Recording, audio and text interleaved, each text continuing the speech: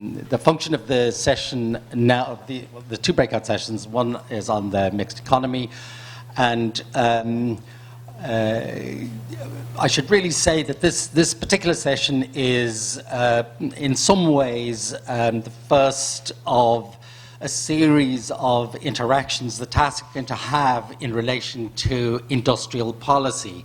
And in that context, TASC has asked me to chair an industrial policy commission, which is working away already and which will sometime over the next months be issuing working papers and ultimately an outline of an industrial policy proposal. So thank you, Stuart. We're at this point listening and working in background, and we will be issuing these working papers. And I'm very happy to start this session by asking Aoife to give us a talk. Aoife works with TASC, Aoife Lochlainn, and has been doing some work on privatisation, and she will kick the session off with... I'm going to start this off with... sorry, I hope you can hear me. Start this off with a quote from Minister Noonan, a relatively recent quote, you can see up there, and it's worth considering in full. The movement towards the private sector holding infrastructural assets, such as those about which we are talking, rather than the public sector, has been part of economic management in all modern economies for the past 30 years, of which I'm sure the Deputy is well aware. The European authorities are of the view it is supported by any economic theory one would like to read, that assets in private hands will be used more efficiently for the public good than assets in public hands for general terms. So that's a very strong statement. The Minister is probably of the view, and he would not be the only one, that this is actually a fairly uncontroversial statement of fact. However, many people would argue, and possibly many people in this room, that he is in fact quite wrong. So if we look just extremely briefly at the theoretical discussion that supports Minister Noonan's view, again, probably most of you are well aware of the theoretical rationale for using privatisation to improve economic efficiency. Principal agent theory, i.e. politicians, bureaucrats, employees of state-owned enterprises are pursuing their own interests rather than economic efficiency. There is a lack of profit motive, theories around government failure, again, that through pursuing their own interests, they are not acting, they are not pursuing economic objectives. Pursuing their own interests could be pursuit of higher wages, it could be, in the case of politicians, it could be re-election. While those views are, of course, common, they're by no means uncontested, and many people have argued quite cogently against them. They argue, for example, that these are assumptions that cannot be applied to all organisations. They cannot be applied to non-commercial organisations or social institutions. It's also been argued that those who promote these theories imply a bias against public ownership, and this really needs to be interrogated by empirical evidence. So, as Stiglitz said in 2008, actually it depends. It's not quite so cut and dried. As he says, the theoretical case for privatisation is at best weak or non-existent. It is strongest in areas in which there is by now a broad consensus, areas like steel or textile, conventional commodities, in which market failures may be more limited. But by the same token, these are precisely the sectors which abuses can most easily be controlled, appropriate incentives can best be designed, and benchmarks can most easily be set. Therefore, we must look to the empirical evidence to see if, as Minister Noonan suggests, that assets in private hands will be used more efficiently for the public good than assets in public hands in general terms. So the empirical evidence, the question, does ownership matter? Well, there are mainly two types of studies, broad-based studies, cross-country studies, which have provided evidence to show that actually, yes, performance in companies following divestment by the state improves. A quote from one of those studies, a 2001 studies, which says, "We know privatisation works in the sense that divested firms almost always become more efficient, more profitable and financially healthier and increase their capital and investment spending." However, there are other types of studies which are important for this question, in-depth country studies, and they provide much more equivocal results. In general, many of these studies, they actually find that it is the competitive environment and the regulatory environment rather than actually ownership which will have most effect on the performance of a company. In-depth studies in the UK, for example, have found that, have compared privatised firms in a competitive environment in a monopoly position such as British Aerospace and British Gas, and shown that the positive effects of privatisation in these cases is actually less clear. 2009 study on the efficiency of 5 of the largest Spanish state-owned companies found that the improvement in efficiency was not linked to privatisation per se, but the economic conditions in which they operated. So, what is better performance in a state-owned enterprise? Should the measurements for performance in a state-owned enterprise be financial measurements, or should we think about state-owned enterprises in an alternative way? Should we include broader aims? Should we be including universal access to services? Should we be looking at equity? Should we be looking at environmental sustainability? Have these aims any place in the measurement of performance of state-owned enterprises? Some studies which have looked at wider economic effects of privatisation, in particular welfare of stakeholders, employers, consumers, have looked at employment. Have found that it is actually an extremely difficult area of study methodologically. 2004 work on privatisation policy in the United Kingdom sought to answer these questions and sought to look at, well, what actually is the effect on the welfare of stakeholders, employers, consumers? What is the effect on employment? What is the effect on wages? And what is the effect on prices? This 2004 study was conducted by an economist called Massimo Florio, and he used a social cost-benefit analysis to examine these welfare effects. So he examined UK firms which were privatised between the years 1979 to 1996. He found in the case of employment that there was a significant decrease in employment, 60% under the firms under study. But he also found that 7/8 of that employment happened, or the employment loss happened while the firms were in public ownership. This was generally as a result of exogenous factors such as changes in regulation, demand conditions and market structures. Some of these changes can actually had taken place when the companies were in preparation for privatisation. However, his conclusion was that privatisation per se did not lead to a break in employment trends. In the case of wages, he found that wages actually remained, the average wage remained above the average wage in manufacturing in other companies in the UK. One of the possible reasons behind this was the fact that many of those who had lost their jobs were actually on lower pay rather than higher pay, so obviously the average went up. However, in the case of management salaries, they rose an average of 78% in the first year of post-privatisation. That actually doesn't include stock options either. So clearly some stakeholders did better than others.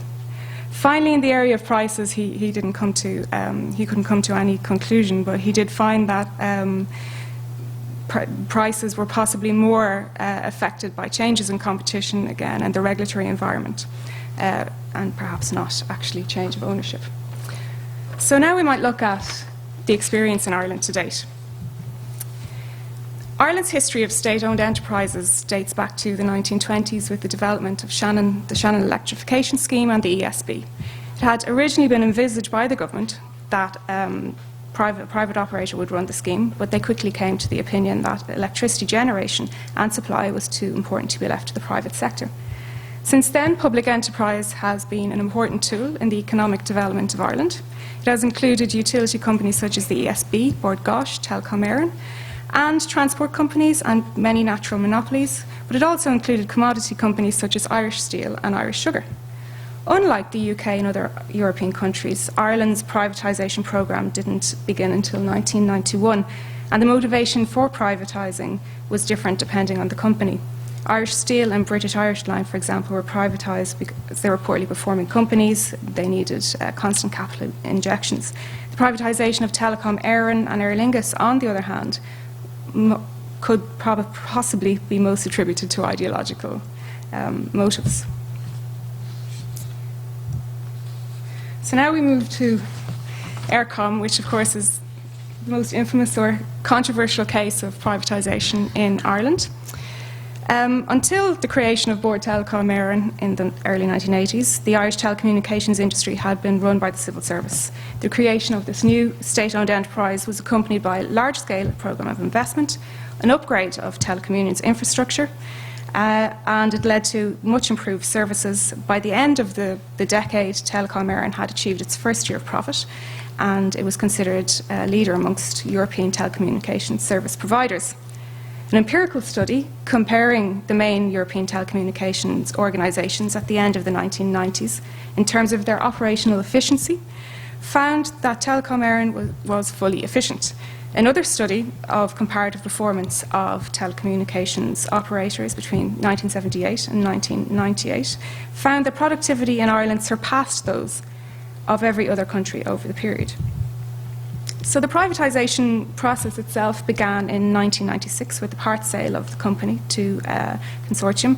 The process was completed with the flotation of the company on the stock exchange in 1999, the largest commercial company operating in Ireland. It was investing in its network, and crucially, it was debt-free. When Eircom was floated, the government did not retain a golden share, and this, of course, was to have serious effects on the future of the company and the development of telecommunications infrastructure in Ireland. Unfortunately, once the government had sold and lost control, Eircom was subject to 2 deleveraged buyouts. And what was a highly efficient company with no debt, a good investment past, was now operating as a private monopoly with no incentive to invest in much needed infrastructure, and the government had now lost control over the company. So if we accept that the telecommunications industry and infrastructure is vital for economic development, this has been quite a disastrous result. And this next table will show you how this is actually... sorry, I couldn't fit the title onto the graphs, but it's actually broadband subscribers per 100 inhabitants, 2002 to 2009. The source is Forfos, and it's derived from the OECD. But you can see Ireland there lagging well behind the Netherlands, Denmark, UK, and the OECD in general. So it's clear that the privatisation of Eircom had a profound effect on the infrastructure, the telecommunications infrastructure in Ireland, in particular broadband. So now we might move on to the review group on the sale of state assets. The review group on state assets was set up in 2010 by the then Minister for Finance and reported earlier this year. If we look at the terms of reference, the first one, to consider the potential for asset disposals in the public sector, including commercial state bodies, in the view of the indebtedness of the state. The most important objective, therefore, of the group was to consider the disposal of state assets in order to raise funds towards the alleviation of the state's debt and to draw up possible asset disposals. The indebtedness of the state is projected to reach over 200 billion in 2015. The report identifies a possible 5 billion of asset sales. When seen in that light, the contribution of the sale of state assets towards Ireland's debt reduction could be viewed as quite low. The next most important objective to assess how the use and disposition of such assets can best help restore growth and contribute to national investment priorities This deserves more consideration, especially in the light of theoretical and empirical discussion on state-owned enterprises and our own experience with Aircom. Will the privatisation of companies such as the ESB and Bord Gáis restore growth and contribute to national investment priorities? So what were the main recommendations of the group? Well, again, we can break this down, generally speaking, into two categories. The first category is the suggested improvements to the regulatory environment. And the second, of course, is the sale of specific assets. And I've just listed, I've just listed four of the main companies there. It's not clear from the report whether the assumption public bad, private good has actually been interrogated. We have seen that it's not always the case that public bad, private good, and that the competitive environment and regulatory environment is often more important than ownership. In the case of the specific recommendations on the sale of state assets, the report expresses the view that in the medium to long term, private ownership is preferable to public ownership. The authors do recognise that in order to sell these assets, significant improvements would need to be made to the regulatory structure underpinning each of the sectors. Thus, in many cases, the recommendation is actually privatise, yes, but wait until the structures are in place. Good regulation, of course, is complex, it's costly, and can take many years to construct and implement. One could make the argument that good regulation should be embarked upon whether or not the decision is made to sell the state assets. But the sale of state assets cannot be contemplated before a stringent regulatory system is in place. Another blockage to privatisation of many of these companies is, of course, the level of indebtedness in the companies and pension liabilities, which has led the review group to conclude that actually privatisation is not possible at this moment for these companies. So we might look privatisation next steps for Ireland. The political context is quite complex. We have the domestic political context, which is provided by the New Era document and the New Era plans, originally from Fine Gael policy, but now part of the programme for government. And then, of course, we have the IMF, EU, ECB deal and to what extent they will desire the sale of state assets. In the case of the Troika, this is one in which will be resolved as part of negotiations between the government and the Troika. The original memorandum and subsequent reviews were a very woolly section on the state of state assets. It actually read, building on the forthcoming report of the review group on state assets and liabilities, the government will undertake an independent assessment of the electricity and gas sectors with a view to enhancing their efficiency. State authorities will consult with the Commission services on the results of this assessment with a view to setting appropriate targets for the possible privatisation of state-owned assets. In its review in July, this section became, we are committed to an ambitious programme of state asset disposals. We will consider options for asset disposals based on the programme for government and the report of the review group on state assets and liabilities. The government has let it be known that the crucial issue is the final target from the revenue of sales and where the revenue goes. Can it be reinvested in infrastructure or must it be used to pay off debt? 2 billion is the amount that's currently being discussed. That, of course, would only amount to 1% of our debt by 2015. So what is New Era? Well, I'm just finishing up. Well, I'm not quite sure. I'm not sure how sure anybody else is, but it seems to be a holding company. Will there be partial privatisation? Again, it's not clear. The political context seems to be changing by the day. However, there are many questions we need to ask about New Era and the possibility of privatisation in Ireland. What kind of a conversation do we need to have about the government's plans for New Era? Well, obviously, it's some form of holding company. One of the questions is, can holding companies lead to better governance? Some would argue that it does.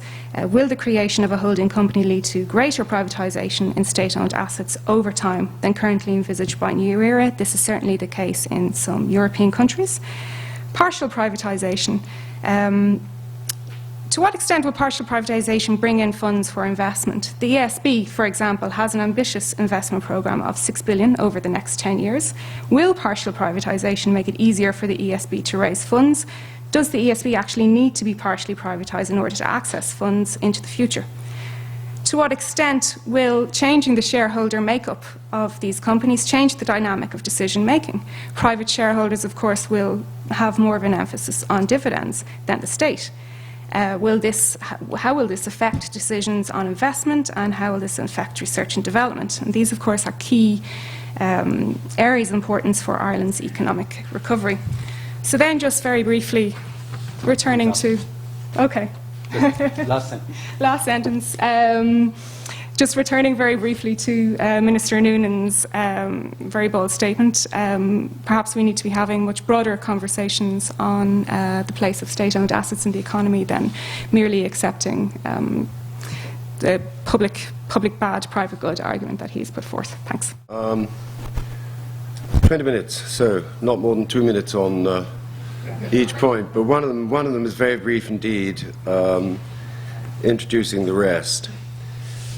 I'll relate the points to some dimensions of European policies and funds which I recommended to and were introduced by Jacques Delors and are being underutilised, or which later was gained through the European Council by Antonio Guterres, and which I think are relevant to Ireland now, and which arguably are relevant to defusing market myths and recovering the case for variable geometries within plural mixed economies. One of the dominant myths stemming from Friedman, which is reflected in Finance Minister, or ex-Finance Minister Noonan's current. Well, it seems to be a controversial day, so why should I stop?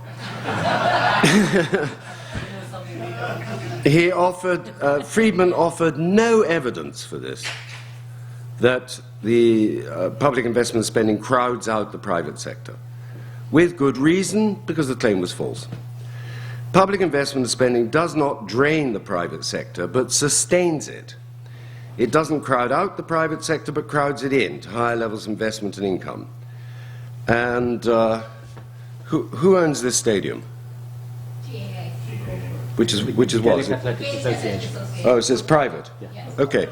No, Well, It's an amateur sporting organisation. Okay, fine. They got big. Okay. State funding for it. Okay, the state funds some of this. Who builds it? Private sector. Who builds a hospital? The state? No. Public hospital? Private sector. Who a doctor prescribes drugs? Who provides the drugs? Private sector. Who provides the operating theatre equipment? Private sector. Public money crowds in the private sector. It doesn't crowd it out. And Friedman also neglected investment and income and employment fiscal multipliers. Fiscal multipliers, what are these? Public spending from tax can double the revenue in the economy. It varies from economy to economy, but it's about 1.8 on average. Public investment itself has a multiplier of up to 3. That's to say, it generates 3 times as much investment in producing, for example, the components of this stadium or the what is used by a hospital. A second myth from Friedman is the private sector is always more efficient than the public sector. Well, hasn't Minister Noonan actually noted the subprime crisis? The most catastrophic financial crisis since 1929. It wasn't the public sector did that. It was deregulation and allowing banks to sell toxic derivatives. The third myth is the only alternative to the private sector is outdated nationalization. But there are many plural forms in a mixed economy. You can have selective public shareholdings on a minority basis in an enterprise that can enable it to translate research and development into actual innovation. I'll give an example later on that. Fourth, as wrongly claimed by Hayek, is one step down the mixed economy road will lead to serfdom. his book was called The Road to Serfdom. Well, Scandinavia disproves this. Scandinavia is mixed economy, welfare state, and it's not in serfdom. And the new serfdom is not of people to governments, but governments and people to financial markets and to mammon.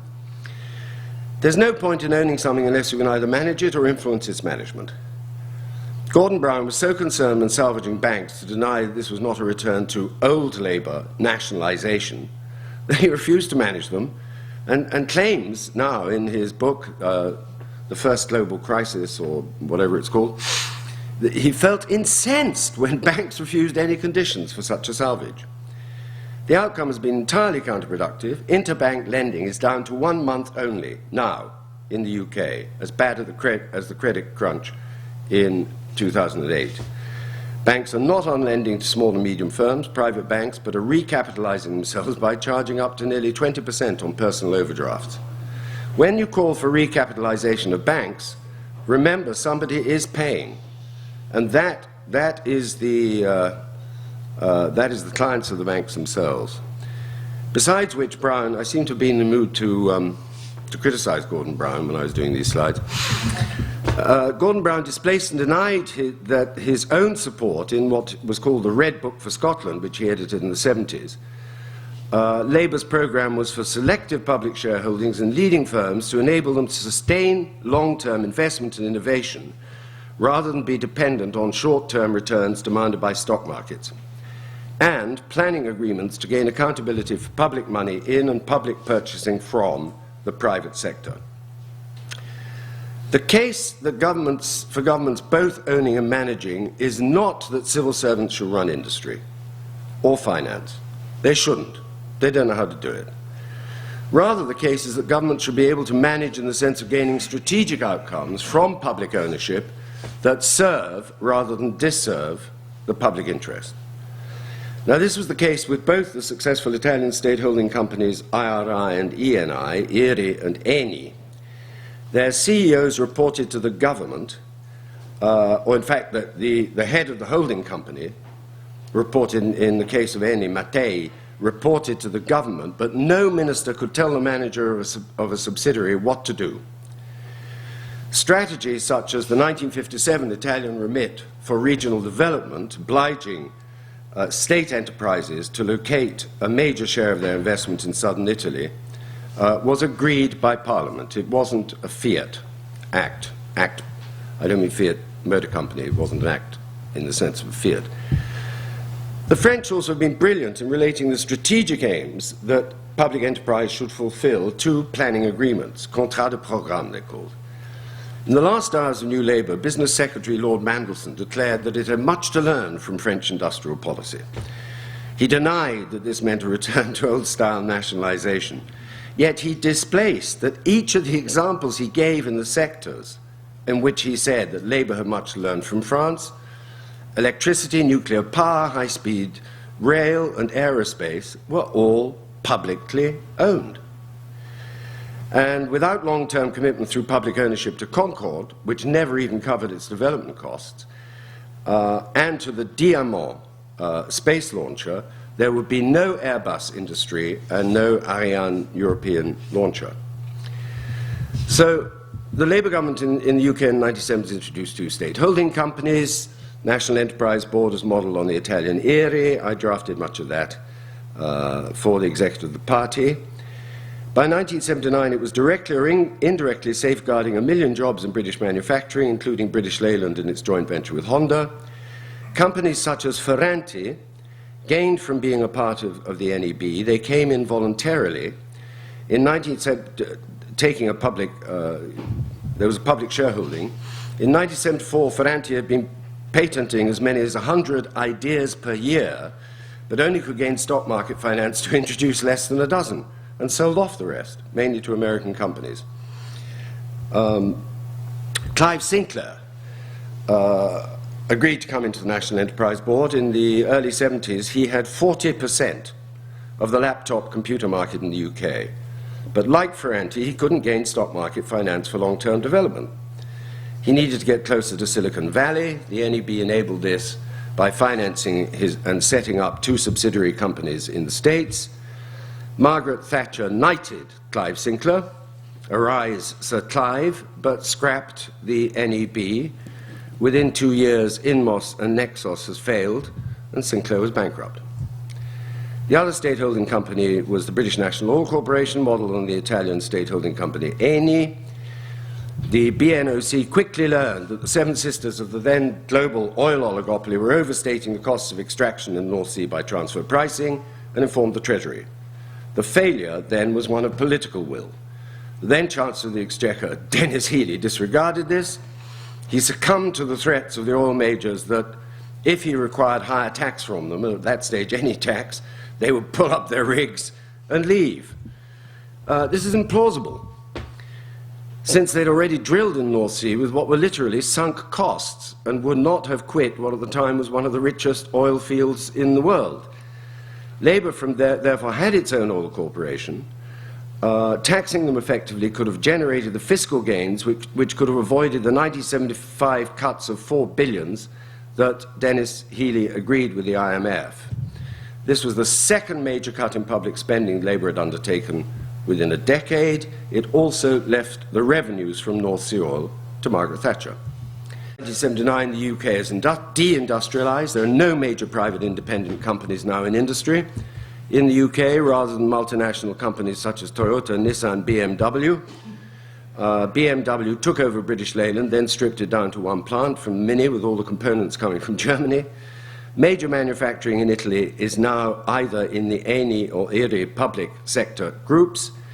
IRI's Finmeccanica in the 1960s only had some 30,000 jobs in engineering. It now has over 100,000, including in the UK what remains of GEC, Arnold Weinstock's GEC, and Westland Helicopters, now Westland Augusta.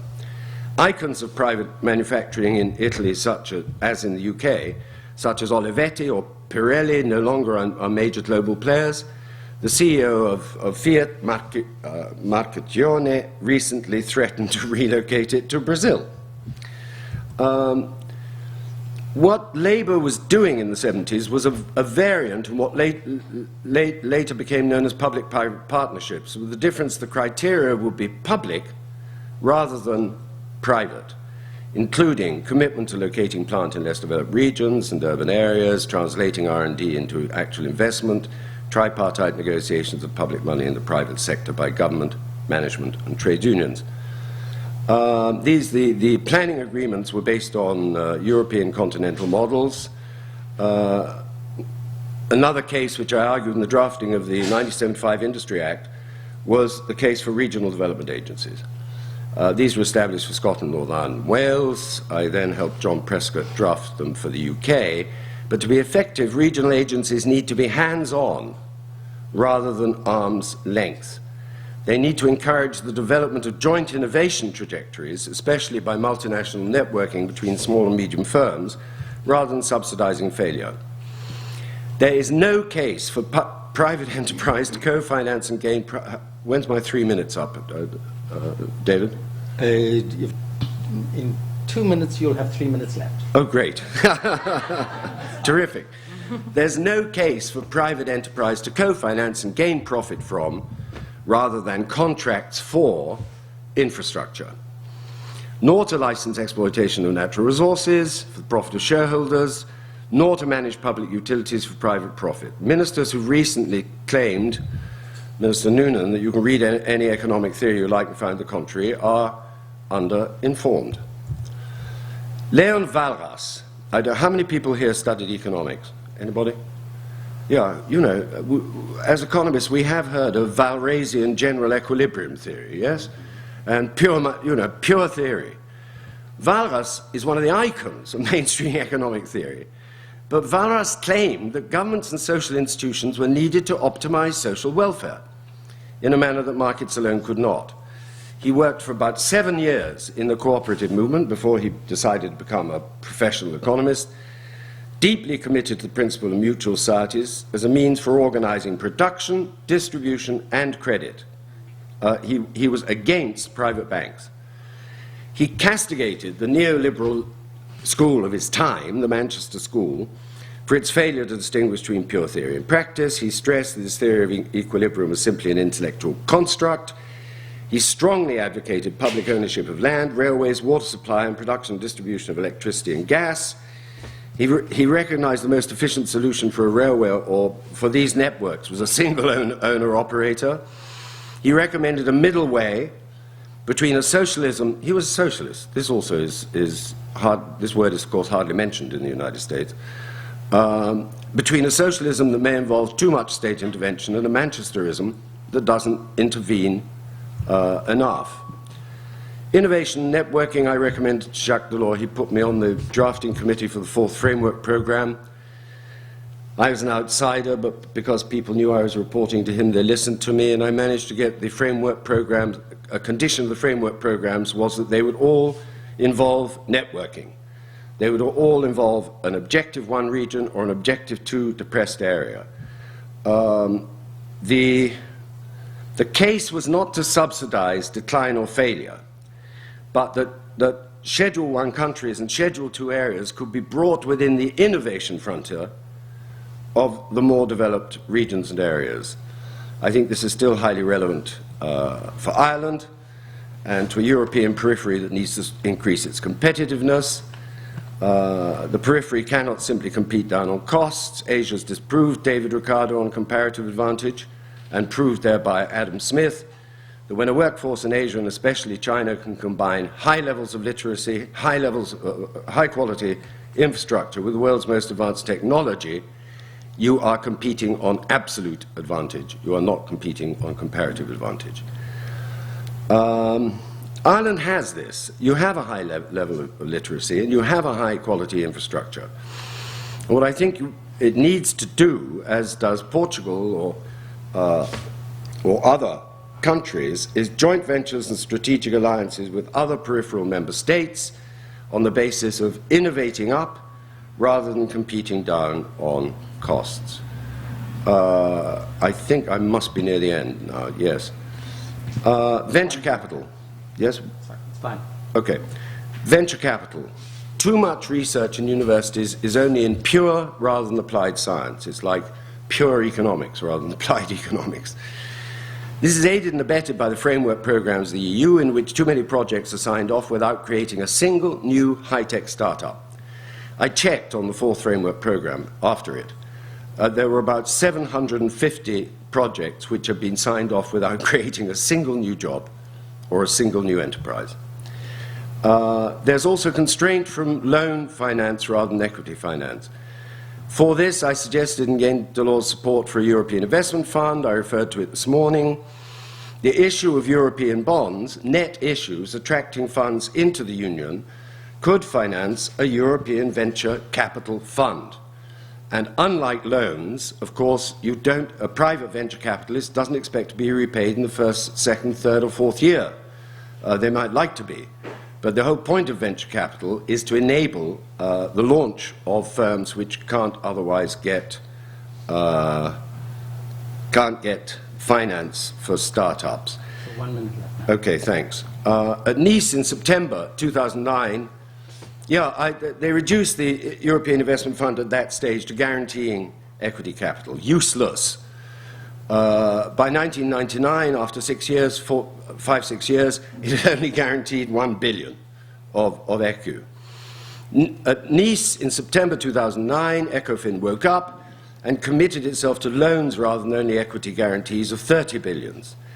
But the peripheral member states, Ireland could join with other ECOFIN member states to press the case that net issues of Eurobonds could finance a European venture capital fund, which was one of the twin aims of the EIF. And also, I think this is the last slide, that the European Investment Fund and the European Commission should have one-stop shops in each national capital.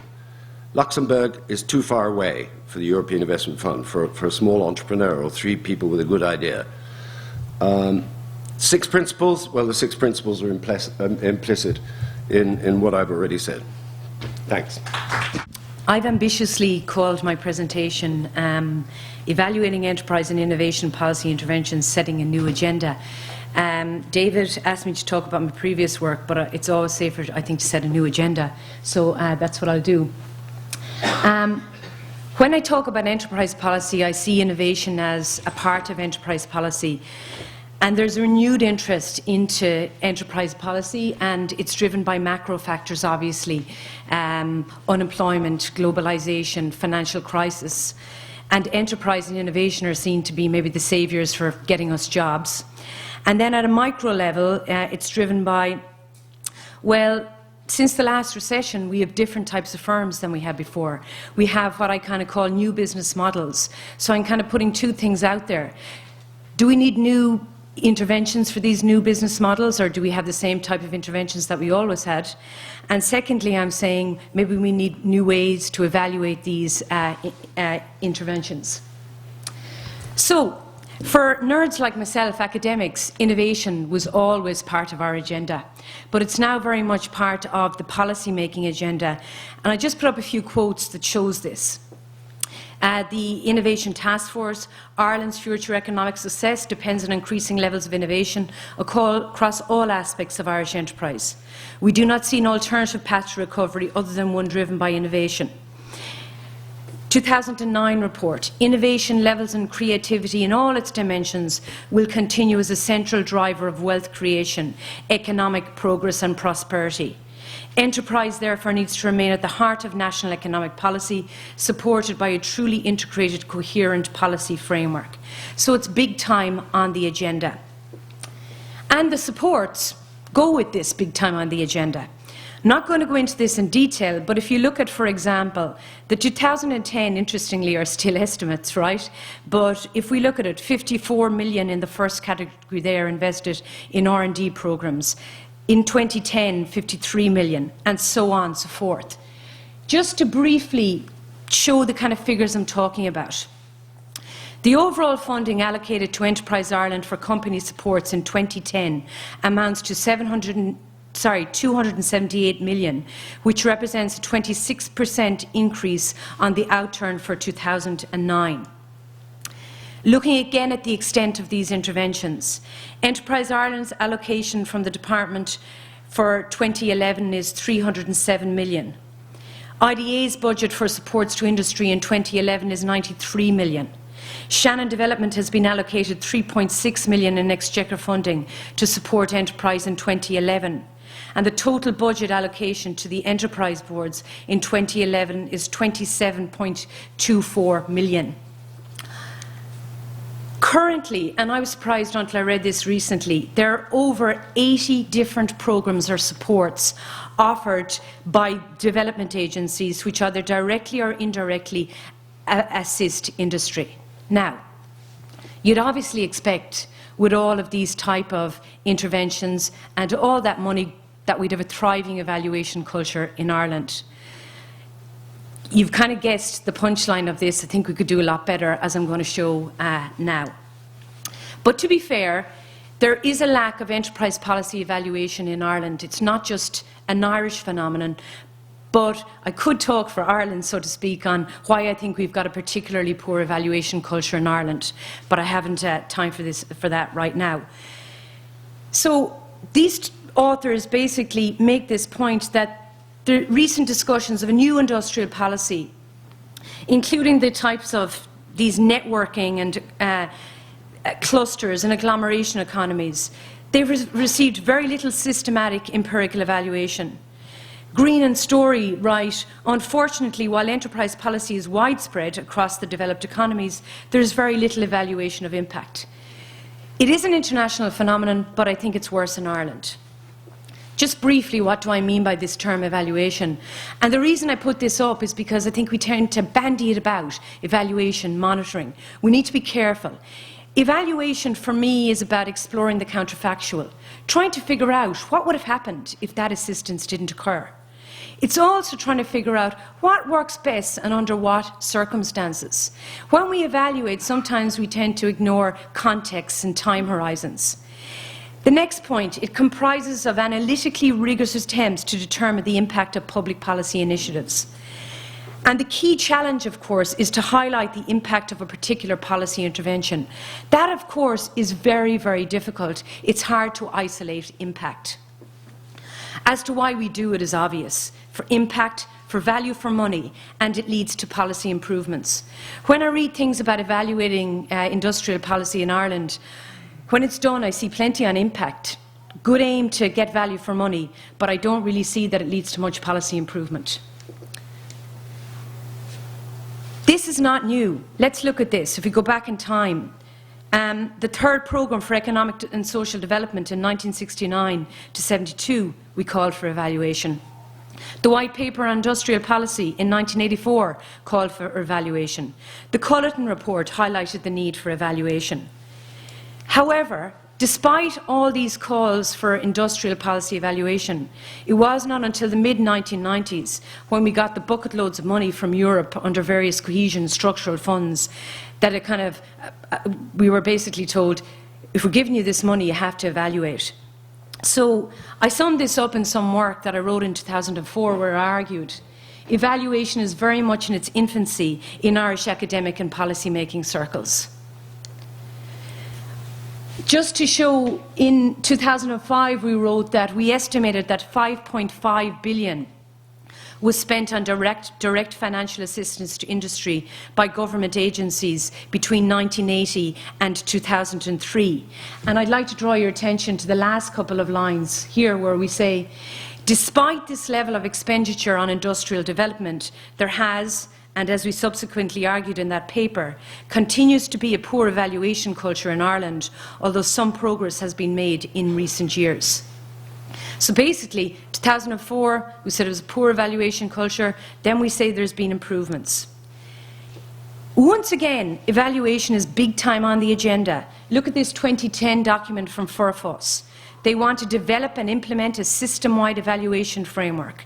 The framework will be designed to measure ex ante and ex post the appropriateness and effectiveness and efficiency of policy objects and delivery. What I find interesting, as somebody who's been working in this area for about 15 years, I started when I was about 4, is that in the past it was throw the money in and then we'll see what's the value for money. Now, thankfully, it's before we put the money in, let's see, does this make sense from an ex-ante perspective? And I think that's a really welcome development. Then they say in this report to the Special Group on Public Service Numbers, all expenditure programmes should have a sunset clause, after which the scheme is wound down unless you're showing results, including value for money and policy reviews. So big time, folks, what I'm showing is this is on the agenda. This is a quick and dirty thing, nothing like I'd published, but I just to throw it up. Did a quick search through the Forfos annual reports and pull in that word evaluate. Right? So that you'd pick up evaluate or evaluation. And basically you see where the word was used over the period 1995 to 2010. If you're interested, I can tell you why the spikes come.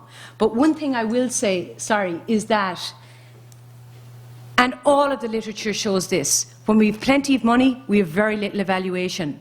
As you can see, from 2007 onwards, when the recession kicked in, evaluation becomes... There has been a very promising recent development. And in May 2011, Forfos published this report called A Framework for the Evaluation of Enterprise Supports. And the report comprises a robust framework for the evaluation of enterprise support programmes in Ireland based on international best practice in enterprise evaluation. This is a really welcome development. For someone who's criticised it for years, I think this is a really welcome development. Interestingly, I got access to this report, but it's not publicly available. And that's something that we have to change in Ireland. Loads of evaluations, they're being done all the time, but they're not publicly available. The good thing is it provides a common basis for the evaluation of enterprise support initiatives. And it says, perhaps the most significant challenge is the need to set clear and specify objectives in relation to the programmes of interventions being evaluated. That is the number one thing. The way we specify objectives in Ireland in industrial policy and innovation, they're quite weak, as I'll show you later on. And the first prerequisite to evaluating anything is that you say what your objectives of policy are. And that's something we're not good at. On a positive side, The evaluation framework they put forward explores potential linkages with other programs. So what I mean by that is, most companies get a kind of a suite or a kind of a cocktail of measures. In the past, we just evaluated them on a silo basis. What we do in this new or what FORFOS will do is look at how different incentives link with each other. Now, this is my big kind of criticism here. And this really is where I think we need to push it forward. There's still lots of focus on private benefits and costs. So let me give you an example. Let's say someone in this audience gets some kind of an R&D grant. When we've evaluated up to now, the focus has been on what was the impact on that particular company because of that R&D grant. What I'm trying to argue here today is that there are what I would argue is we need for public interest evaluation, where we not only look at the impact on the assisted firms, but we look at how a particular intervention impacts on society more broadly, so non-beneficiaries and people who even know nothing about the particular intervention. Now, I'm going to skip through that. So what I would say is that, in summary, I think this document from FORFOS is very welcome, but I think they need to be careful not just to import best practice in a context-free way. And the real test for them will be when they try to operationalise what they say. It's almost like as if you read this beautiful theoretical about what best practice looks like, but the real challenge is how do you do it. So let me just share with you. How long have I left, David, please? You've 5 minutes. Okay. So this is what I'm trying to bring to the debate right now. Current evaluation frameworks and metrics are generally lacking when it comes to the evaluation of newer enterprise policies, coupled with the move from old towards new business models. And I want to quickly, and it's going to be very quickly, show you how logic models can be extended to account for broader societal impacts, to get away from the narrow way of evaluating things. So, in the past, the rationale for intervention for enterprise policy was all about market failure. Old business models look like the following. There was a desire for business stability, there was a focus on the core business activity, hierarchical organisation structure, and so on. Nowadays, though, it's no longer just about market failure. It's about systemic failure. It's about dynamic externalities and knowledge spillovers and network externalities. And to evaluate this, we need a more evolutionary approach. It's about enabling conditions for enterprise startup and growth. It's all about R&D and innovation. And it's about innovating firms interacting with a plethora of other organisations. It's about all of these things, and it's about knowledge being viewed as a key competitive asset. Whereas the new enterprise business model, which in the FORFOS document isn't looked at all, but this is what we need interventions for now. These are all about innovation and novelty and flexibility. In these new business models, there's lack of predictability.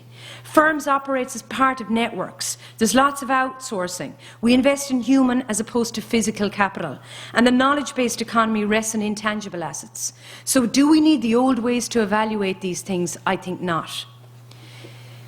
As I said, I think a fundamental principle of any evaluation is that you specify the objectives. Now let me show you two things that we're putting a lot of effort into currently in policy. Innovation partnerships, all the go at the moment. Look at the objectives that's specified. To encourage Irish-based companies to work with Irish higher education institutes, to assess their expertise and resources, to develop new and improved products, processes and services, and to generate new knowledge and know-how. And the competence centres. That one's not too bad, but the competence centres, which is all the rage at the moment in enterprise policy in Ireland. The objective is to achieve advantage for industry in Ireland by accessing the innovative capacity of the research community. What kind of an objective of policy is that? For good evaluation, policy objectives needs to be clearly specified, and we need targets if we're to measure, are we fulfilling what we said we would? So I'm going to kind of move on here and say, what I'm suggesting we should do is invest much more in ex-ante evaluation methodologies. And what I'm putting forward is what's called this logic model. And I'll show you one in a minute. But what a logic model does is it looks at multi-layered effects. It compares an ideal against an actual operation of a programme. And you not only look at the impact at the level of the firm, but logic models have the potential to consider the wider economy and even society effects. So what does it look like? Well, we can't see that, so let me just show you very quickly. This is for a networking initiative. Usually you'd have the general inputs: money, personnel and time, the people involved, technology and so on and so forth. Let me run through it very quickly. Usually, right, most evaluations would stop around here, right? What happens? Is there increased knowledge? Is there increased innovation? Is there increased firm survival? And it's very much at the level of the firm. I'm saying, because of a particular intervention, we need to look at what does it do to society. When firms get together to network, there's an assumption that it's going to be good for them. I'm saying we need to look at the dark side of networking.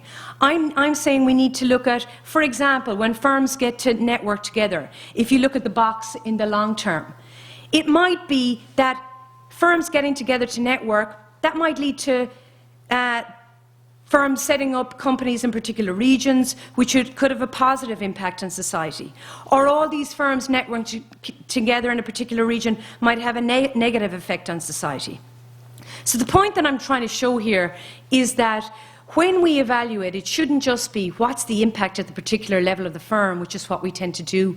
We need to engage in public interest evaluation, where we try to say what are going to be the impacts in the short term and in the medium and in the long term. Whereas right now, we just evaluate, did more companies get together with higher education authorities to set up some kind of a competence centre? So conclusion, and I will be quick. The challenge is to move away from evaluation methodologies that are purely concerned with narrowly defined economic impacts and that measure impact purely at the level of the assisted firm. The bottom line is that the firm and economic activity more broadly does not operate in a silo. We tend to think it does, but operates as part of a holistic system. Evaluation toolkits from other policy areas have the potential to provide interesting insights. There's a much stronger tradition in urban evaluation and health evaluation. We need to incorporate this into industrial policy evaluation. Way more money, I think, should be spent in Ireland on ex-ante evaluations. If you look at the bucket load of evaluations that have been mainly done by consultants, they're ex-post. The money's committed at that stage, it's a bit late. Also, we need to engage in what I say comparing treated and unwashed. We need to compare sets of companies that did get an intervention and others that didn't, and try to look at what was the impact. When I tried to do that years ago, I was told, well, you've got a contaminated sample. Everybody in Ireland gets a grant from somebody. 2 minutes. Yeah. The final thing then is we need to invest in sophisticated evaluation methodologies. This is interesting. The empirical research shows that the less sophisticated the methodology, the better the result for the development agency. But we need to be careful here, because years ago, academics like myself engaged in developing methodologies, but policymakers couldn't understand them. So that's an interesting lesson, I think. The academics and the policymakers need to start talking to each other. They have the data that I can do things with, but right now I find it hard to get access to that data. Evaluation as a science is lacking when it comes to theory. Everybody agrees we need to evaluate. It would be hard to find someone in this room who would argue with me. But the real challenge is to develop methodologies. How do you do it? And that's what we need to invest in. I think the logic model, which is this ex-ante evaluation model, where you look at things in the short term, medium and long term, with all these different layers effects, has potential. I think a very good step would be to make evaluations publicly available.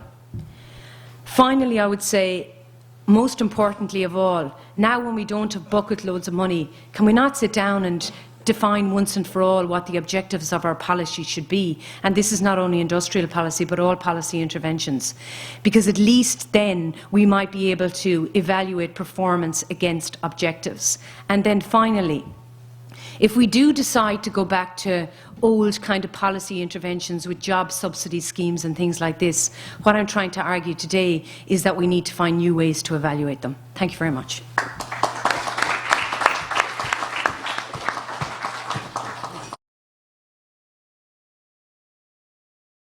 The one thing, the pigs' economies are quite different in many ways, but the one thing they have in common is that they're all huge energy importers, particularly oil. And with peak oil, those energy costs have gone up, which is part of the reason they've become financially uncompetitive. We in Ireland have got a fantastically ambitious target to go 40% sustainable electricity production by 2020. But that's crucially dependent on a very large infrastructural investment by the ESB, or ESB networks particularly, and costing billions. So peak credit may now become an issue, access to that sort of credit. But if we don't get that credit, then we can't use our biggest resource, which is wind, which is one of the best resources in Europe, but which requires that investment to connect, because wind generally occurs, the resource is best where the people aren't, so you need to change the way your infrastructure is structured. You also need to increase the size of your grid with interconnectors and so on. So massive investment is a correct prerequisite. But we are now proposing, the one big agency we're proposing to privatise is ESB Networks, which is the infrastructure which requires that investment. So we're threatening the key resource we need to be strategic about. So I'd like your response on what your view on that is, whether privatisation can improve access to the high levels of investment required, or what's going to sabotage that whole project. Stuart, do you understand? Yeah, I don't. Of course, I don't know the details of the case, but on previous experience, it will fail in the objective. And your previous experience is cited earlier. I see no case for it. Also, Ireland doesn't count borrowing from the European Investment Bank against its national debt. And the European Investment Bank will fund up to half or more of your infrastructural program. Now, why should, I mean, the other thing is, wind power isn't actually classic rocket science. It's not a new technology. You may be underestimating underwater power. There's another technology that's not rocket science. It's called a propeller. They tend to drive big ships, and I've never heard of one falling off. You put them on pylons underwater, and in tidal areas, and they generate electricity. Another failure of New Labour was there are 6, I looked into this fairly carefully for similar reasons in advising the government of Portugal. New Labour said it was all for green technology. There were 6 firms at the time in Scotland which had developed different variants of underwater turbines. 5 of them have failed because they couldn't get past the prototype stage. They couldn't get the funding. I tried to give them advice that they could apply for it here and there, but again, they were very small, innovative firms. Maybe this underwater turbine technology could really be a small and medium firm initiative in Ireland, especially if your government goes ahead and privatises with its privatisation programme for wind power. Hi, yeah, it's okay.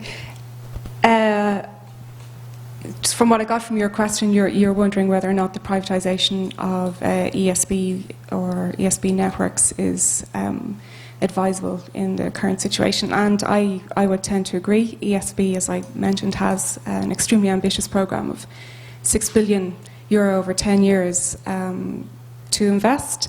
I would question, as I was saying, whether or not partial privatisation, or even the partial privatisation as part of a holding company, would create a situation whereby the government, in essence, has, I suppose, less control in terms of incentivising investment in our in ESB, in our state-owned enterprises. If you create a situation where you're going from a 100% shareholding to, I mean, I don't know what they intend with partial privatisation, but let's say going from 100% to 60% or 70%, what that means in terms of governance, what that means you know, in terms of the private shareholder, what they will expect. You know, there will be under obligations to the company will to provide dividends. You know, this will change the way in which the company operates and could put investment in the ESB networks and in renewables into some doubt. We'll have to see. Ronan? I suppose really I would want to make comments which might lead to a question, but I think I speak from someone who worked in state enterprise and then who worked in politics and in policy advice related to state enterprise. And I admire what the three speakers have said. I mean, they both contributed, you know, I mean, it was fascinating. But on the sort of state enterprise question, I just want to, you know, if you like, add a little bit, if I may, briefly, to the Irish perspective on that. Of course, Irish state enterprise was non-ideological, it was developmental. Secondly, that meant over time that some of these organisations became, arguably they had semi-monopoly positions, that they became maybe less than fully efficient. Then the next problem was capital. The state was unwilling as shareholder to put in new capital. Thirdly, there was the behavioural element, which is very interesting, you know, and it's still there today and to an extent, that the civil service proper did not really, first of all, they wanted everything to be quiet in the state company. Secondly, they were jealous of the salary and the alleged perk structure of state enterprise. And that was maybe valid up to a time in the late 70s when the possibility of redundancy and the actuality of redundancy in state enterprise became quite commonplace. Then you were getting more then into the 80s and 90s. One could say, I mean, I remember, there is a tendency to try to keep going. Irish Steel 1984, I remember, don't close it down. 1993, don't close it down. 1995, close it down. Whatever. And now it's 100 million in environmental costs, which no one spoke about. But you do come to the strategic thing, but the Aircom, one fact, the Aircom decision was a creature of fashion. It was a creature of ideological fashion. Yes. In the middle 90s. And the whole modern debate, McCarthy and so on, I believe that that report really says we want privatisation, but it is cute enough to say, well, we wouldn't get a price for it and, you know, the public might accept it. I mean, that's really what that report, I think, is saying. But it does bring back, and if the contributors have anything to say on it, the notion about what is strategic and what is not. And secondly, the notion of national champions. The ESB are a national champion internationally. Sorry, I better stop, Chairman. I'm going on too long. Yeah. But just John has one. Yeah, I just actually somewhat of a follow-up here in terms of a job for the state. I believe there is a structural need for the state involvement in this mixed economy, and let me give you the reason why. We are fortunate here. Our industrial base at the moment is very strong. No doubt about. We have the INMOS, quite a few people from INMOS, are multinational companies. We have this twin economy going here. We have all these very strong Intels, Microsofts that aren't. If the Irish economy or the Irish banks go in the morning, it won't affect them one whit because they don't need any of the funding from our systems. So what we need our own industrial development alongside of these multinationals. And at the moment, we're fortunate in our food industry has developed very well, but the engineering side hasn't.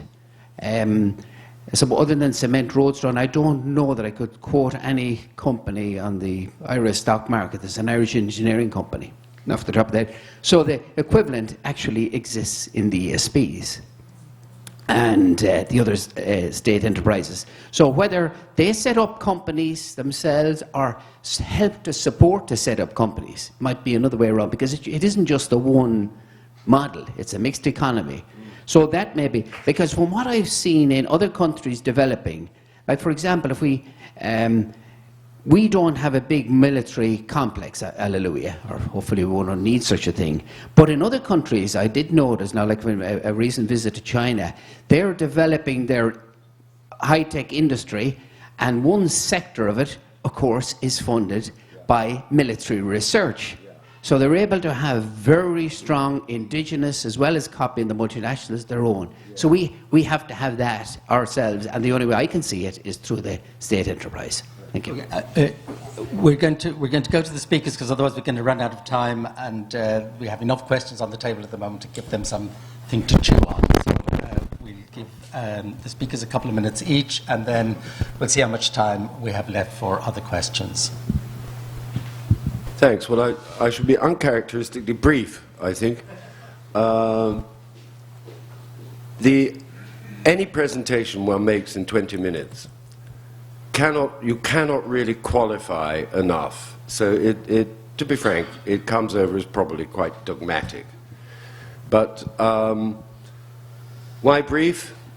For this reason.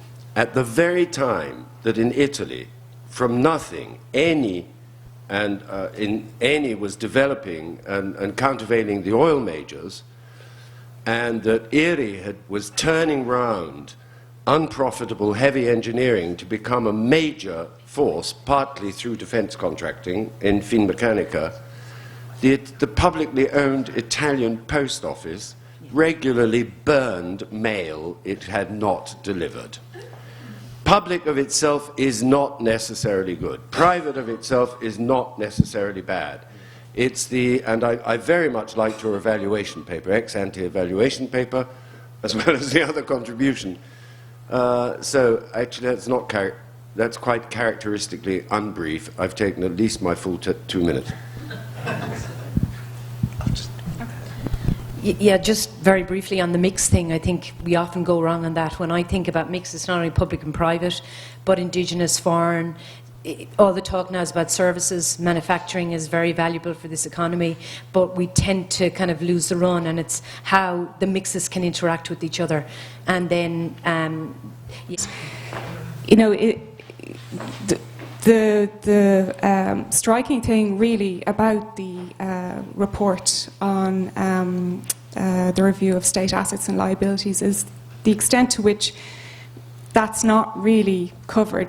The place of the state-owned enterprise in Irish industry and as a possibility for developing Irish industry isn't addressed, and I think that's really lacking, because then basically all it's saying is, you know, we believe private ownership is the best possible remedy, and as soon as the conditions allow, that's what we think should happen, and it doesn't really place any value other than, I suppose, financial on our state-owned enterprises. Well, we've run out of time, so I want to thank all the speakers, and to really again emphasize the fact that these are inputs into what is the evolving TASC industrial policy contribution, which we hope to be forthcoming with in the next months. Thank you very much for your presence and your contributions, and please go and have coffee and then return to this hall, and we will then have the final sessions of the conference. Thank you.